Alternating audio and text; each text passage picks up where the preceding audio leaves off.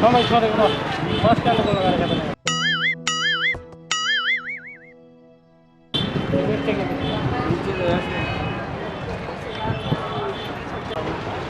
Oh no!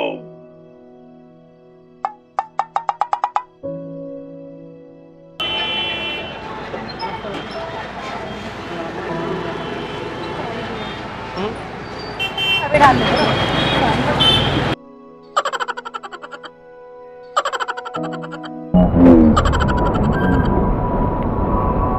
Hisar में corona हो रहा बेकाबू, शनिवार को 49 केस आए।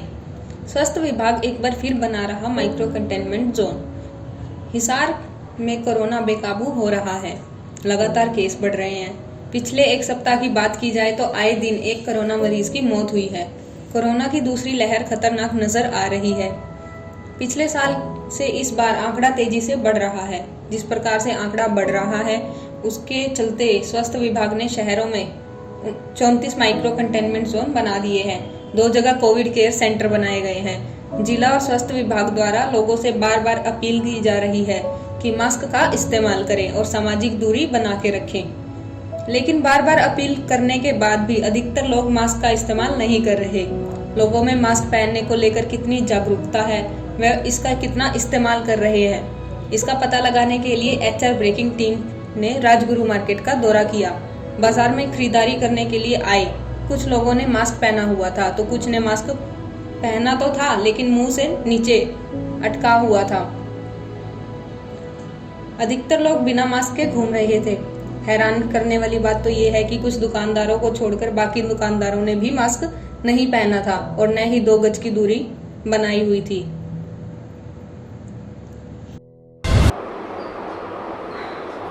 नमस्कार जी।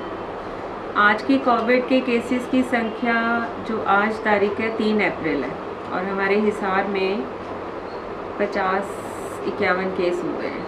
तो इसलिए मैं आमजन से एक यही अपील करना चाह रही हूँ कि जो ये डर निकाल रहे हैं, ये पिछले साल के कंपैरिजन में केसेस बहुत ज़्यादा हैं और आप इतना निडर नहीं होना चाहिए कि कुछ नहीं होता।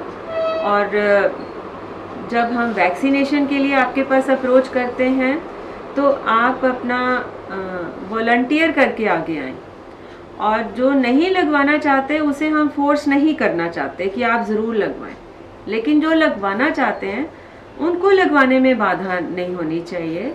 जैसा कि अभी पीछे गांव में सरेड़ा में था, इधर था, आज सीसर में हो गया कि लोग डॉक्टरों की टीम को पीटने तक आ रहे हैं।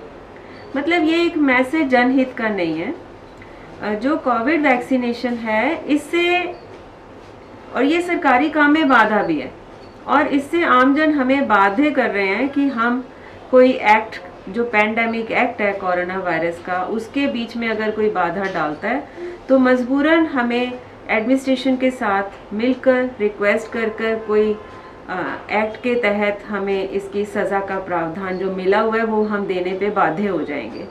तो मेरी हाथ जोड़ के आमजन से यही अपील है कि आप हमें सहयोग करें, आप इसमें बाधा ना डालें, क्योंकि जो अपने आप को सुरक्षित करना चाहते हैं उन्हें तो होने दो, लेकिन जो आपके मन में कोई शंका है वैक्सीन की तो आप मत लगवाइए।